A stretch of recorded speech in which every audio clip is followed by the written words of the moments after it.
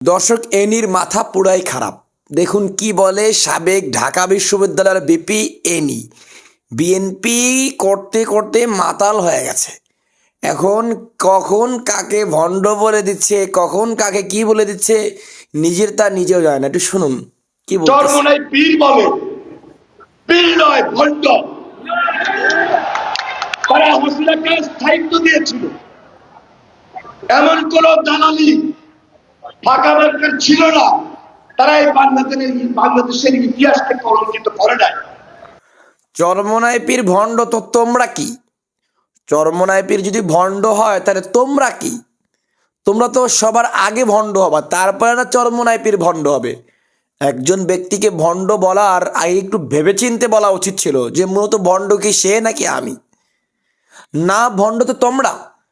সারা জীবন ইসলামের কোনো নাম গন্ধ নাই, হুট করে এসে ইসলামকে বিক্রি করে খাচ্ছ, ধর্মকে বিক্রি করে খাচ্ছ। আর এক বেটা, যে বেটা জন্মের পর থেকেই ধর্মীয় জ্ঞান চর্চা করে বেড়াচ্ছে, জন্মের পর থেকেই ধর্মের দাওয়াত দিয়ে বেড়াচ্ছে, সেই ব্যক্তিকে ভণ্ড বলছো, সেই ব্যক্তিকে 2 নম্বর বলছো। আর নিজের দিকে তাকিয়েছো, তুমি কেমন ব্যক্তি? তুমি তো প্রথম ভণ্ড। ভণ্ড কাকে বলে? যার মনে এক, মুখে আর এক, মুখে এক, মনে আর এক। তোমরা তো তারা যারা বলেছিলা মদিনা সনদে দেশ চালাবা। কোথায় সেই মদিনা সনদ? কোথায় সেই মদিনা সনদ?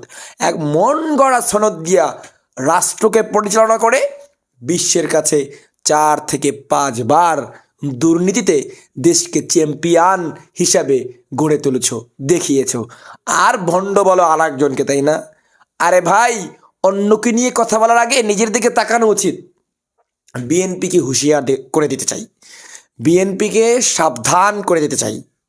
ওলামায়ে কেরামকে নিয়ে তুচ্ছ তাচ্ছিল্য করা বন্ধ করুন। যখন ইচ্ছা তখন তাকে ধরে বন্ড বলা, যখন ইচ্ছা তখন তাকে ধরে 2 নম্বর বলা, উল্টাপাল্টা বলা, এই ব্যক্তিকেন্দ্রিক আক্রোশ থেকে জাতিকে মুক্তি দেন। না হয় জাতিরা আপনাদেরকে মুক্তি দেবে না। দেখেন না জনগণ কাদেরকে রাস্তাঘাটে দেখলেই ভুয়া ভুয়া স্লোগান দেয়। চরমোনাই পীরকে কোথাও জীবনে কেউ দেখে কখনো ভুয়া ভুয়া স্লোগান দিছে? ইতিহাসের পাতায় লেখা আছে? কোথাও লেখা আছে? কোনো সিনেমায়, কোনো কে বলা হয়, কোনো ইউটিউব ভিডিওতে, কোনো ফেসবুক রিলসে কোথাও কি সংবাদ আছে? ইন্টারন্যাশনাল মিডিয়া কোথাও সংবাদ আছে পীর সাহেব চরমোনাই কিংবা ওলামায়ে কেরাম কোথাও গিয়েছে দেখে ভুয়া স্লোগান দিয়েছে? না। 2 দিন পর পর বিএনপির বিভিন্ন নেতাকর্মীদেরকে ভুয়া ভুয়া স্লোগান দেওয়া হয়। তো ভণ্ড কারা? লোককে যারে বড় বলে, বড় সেই। ওই নিজেকে যে বড় বলে সে বড় না। ওরে ভাই, তুমি নিজের প্রতি নিজে ভালোই ভাবতেছো, নিজেকে ভালোই দেখতেছো, ওইটা ব্যাপার না। লোকে তোমাকে ভালো বলতে হবে, লোকে তোমার ব্যাপারে ভালো ধারণা রাখতে হবে, তাহলে তুমি না বড়, তাহলে তুমি না ভালো। তো লোকে তোমার ব্যাপারে ধারণা করতেছে তোমার ভণ্ড, আর লোকে চরমোনাই পীরের সম্পর্কে ধারণা করতেছে সে ভালো, নেক মানুষ, ভালো মানুষ, সালেহ মানুষ।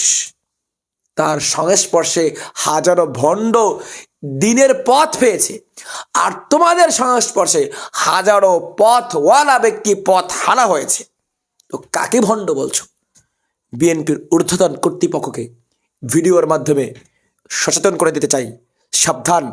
ওলামায়ে কেরামকে নিয়ে ব্যঙ্গাত্মক মন্তব্য করা আজই বন্ধ করুন।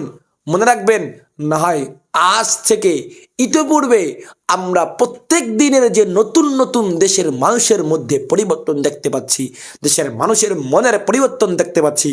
মানুষ দুর্নীতিবাজদের, চাঁদাবাজদের হাত করে নিয়েছে, নির্দিষ্ট করে নিয়েছে, তাদেরকে প্রতিহত করবে আগামী ফেব্রুয়ারির 12 তারিখ।